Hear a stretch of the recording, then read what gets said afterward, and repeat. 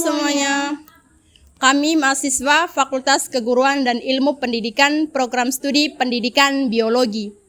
Di sini kami akan mempresentasikan salah satu tugas mata kuliah Kimia Biologi tentang mineral. Sebelum kami mempresentasikan hasil tugas kami, izinkan kami untuk memperkenalkan diri. Perkenalkan, nama saya Maria Vivian Sumanti. Saya Murni Paskalia Silkati.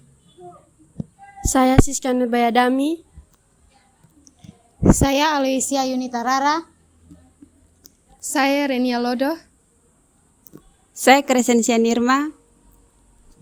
Dan saya Adrian Sinanayan. Demikian perkenalan singkat dari kami. Selamat menyaksikan. Di sini saya akan menjelaskan pengertian tentang mineral, di mana mineral itu adalah zat padat anorganik yang memiliki komposisi kimia tertentu dan memiliki struktur kristal yang teratur.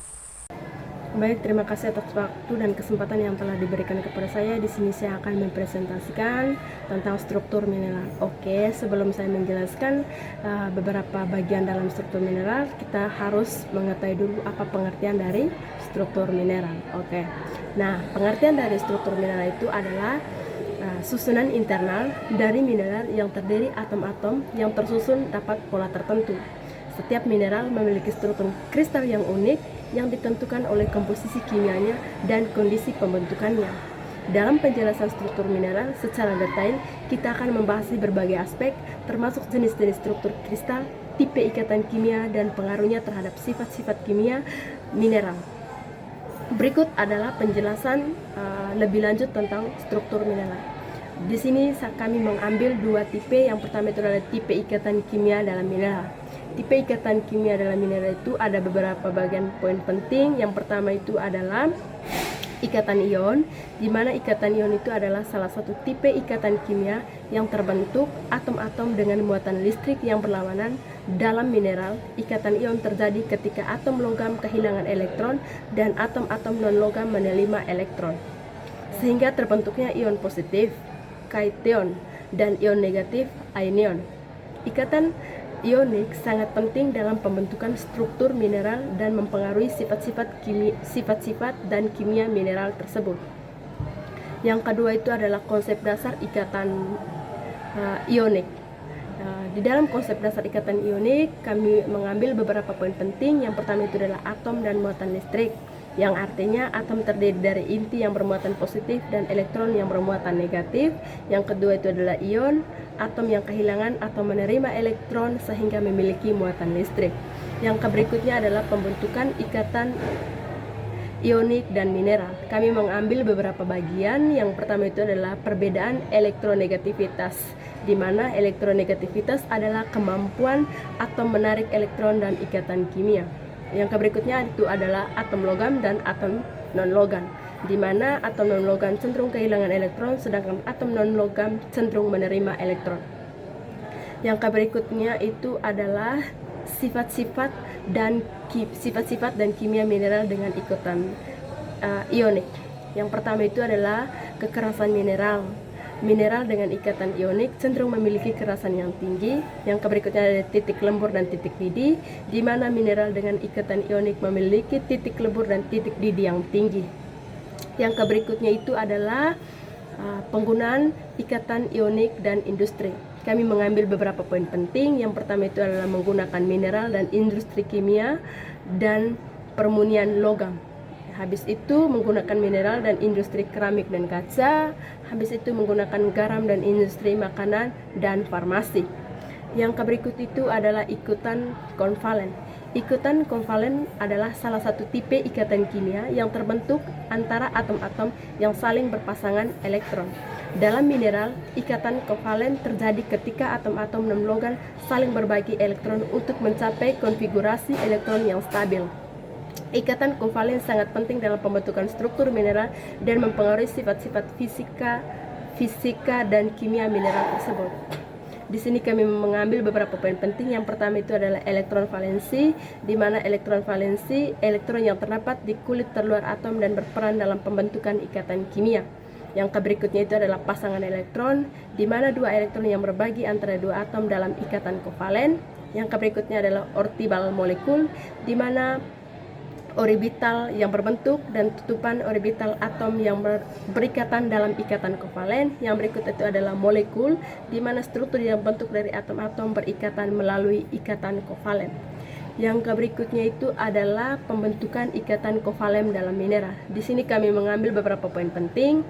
Yang pertama itu adalah elektronegativitas, di mana kemampuan atom menarik pasangan elektron dalam ikatan kovalen. Yang kedua, atom non-logam. Atom non-logam cenderung menarik pasangan elektron kuat daripada atom logam. Yang ketiga itu berbagi elektron. Atom non-logam saling berbagi pasangan elektron untuk mencapai konfigurasi elektron yang stabil. Yang berikutnya itu adalah molekul. Atom-atom yang berikatan melalui ikatan kovalen membentuk molekul dengan struktur yang stabil. Yang berikutnya itu adalah struktur molekul dalam mineral dengan ikatan valen. Nah, di sini kami mengambil beberapa poin penting. Yang pertama itu adalah geometri molekul, di mana geometri molekul itu adalah susunan geometri atom-atom dalam molekul ditentukan oleh pasangan elektron yang berbagi. Nah, yang kedua itu adalah hibridasi, di mana perubahan orbital atom untuk membentuk orbital molekul yang sesuai dengan geometri molekul.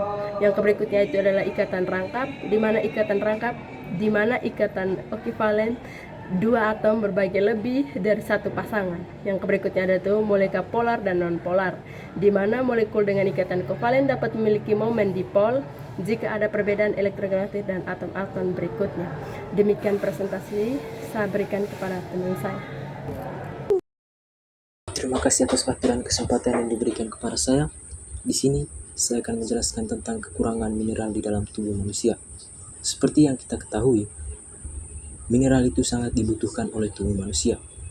Kekurangan mineral ini sering terjadi di anak-anak, ibu hamil atau menyusui, dan orang tua karena kekurangan asupan gizi yang baik.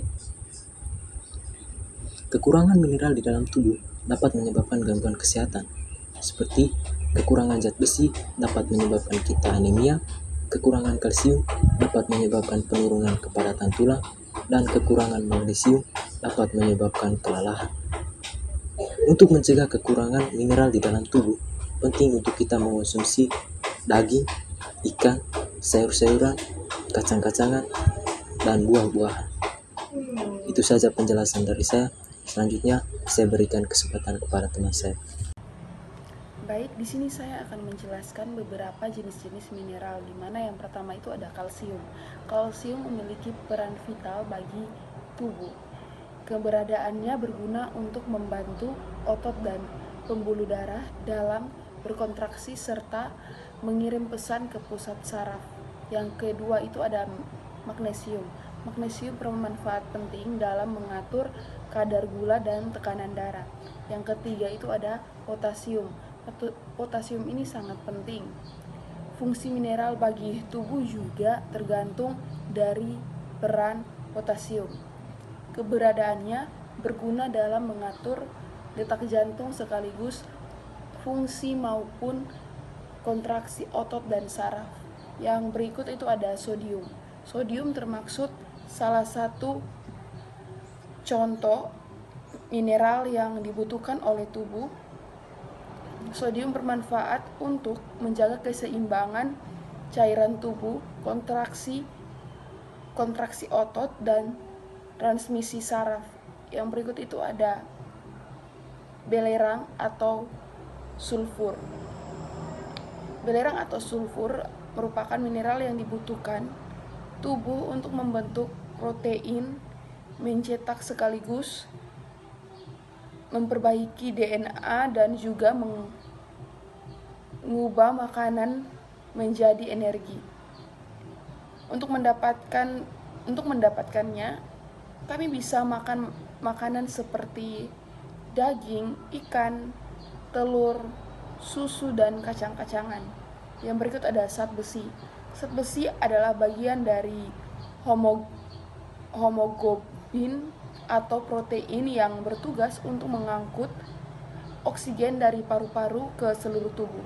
Selain itu, zat besi juga dibutuhkan guna mendorong fungsi normal tubuh dan pertumbuhan sekaligus perkembangan sel. Yang terakhir itu ada yodium.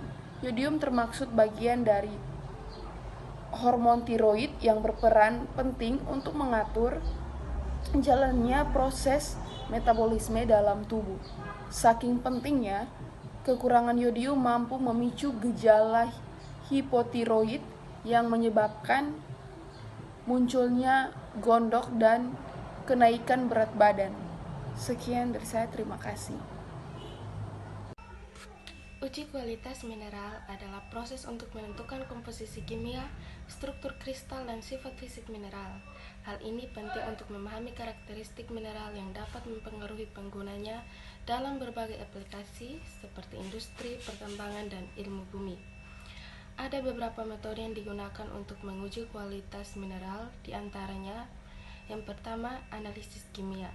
Metode ini melibatkan penggunaan spektroskopi, spektrometri massa, atau analisis kimia lainnya untuk menentukan komposisi kimia mineral. Contohnya adalah analisis X-ray, fluorescence, dan analisis spektroskopi inframerah. Yang kedua adalah mikroskopi. Metode ini melibatkan penggunaan mikroskop untuk memeriksa mineral secara visual dan mengidentifikasi struktur kristalnya. Mikroskop polarisasi cahaya digunakan untuk mengamati sifat optik, sedangkan mikroskopi elektron digunakan untuk mempelajari struktur mikroskopi mineral. Yang ketiga adalah uji fisik. Metode ini melibatkan pengukuran sifat fisik mineral seperti kekerasan, kepadatan, kekuatan, dan konduktivitas termal. Contohnya adalah uji kekerasan Mohs, uji densitas, dan uji konduktivitas. Berikutnya adalah kelebihan dan kekurangan mineral. Yang pertama, kelebihan mineral. Mineral jika dikonsumsikan dalam jumlah yang tepat dapat memberikan manfaat bagi kesehatan dan fungsi tubuh kita. Lalu bagaimana jika kita kelebihan mineral? Untuk itu yang pertama ada zat besi. Jika kelebihan zat besi dalam tubuh dapat menyebabkan kondisi yang disebut dengan hemokromatosis, di mana tubuh menyerap dan menyimpan terlalu banyak zat besi. Hemokromatosis ini dapat menyebabkan terjadinya kerusakan hati, jantung, dan pankreas. Yang kedua ada kalsium. Meskipun kalsium ini baik untuk kesehatan tulang, kelebihan kalsium dapat menyebabkan masalah seperti batu ginjal. Terus yang ketiga ada zinc. Kelebihan zinc ini bisa berbahaya. Hal ini dapat mengganggu penyerapan mineral lain seperti tembaga dan zat besi. Kelebihan zinc ini dapat menyebabkan masalah pencernaan dan sistem kekebalan tubuh yang lemah. Yang keempat ada magnesium. Meskipun jarang terjadi kelebihan magnesium dari makanan, kelebihan suplemen magnesium dapat menyebabkan terjadinya diare dan gangguan pencernaan. Untuk kasus yang lebih ekstrim lagi, kelebihan magnesium ini dari suplemen dapat menyebabkan masalah jantung bahkan kematian. Yang kelima ada kalium. Terlalu banyak kalium dalam tubuh dapat menyebabkan terjadinya hiperkalemia. Hiperkalemia ini dapat terjadi karena masalah pada ginjal, penggunaan obat-obatan tertentu, atau konsumsi terlalu banyak suplemen kalium. Hiperkalemia ini dapat menyebabkan detak jantung yang tidak normal, lemah atau mati rasa, serta masalah pada otot. Yang keenam ada natrium. Kelebihan natrium ini dapat menyebabkan retensi air yang dapat meningkatkan tekanan darah.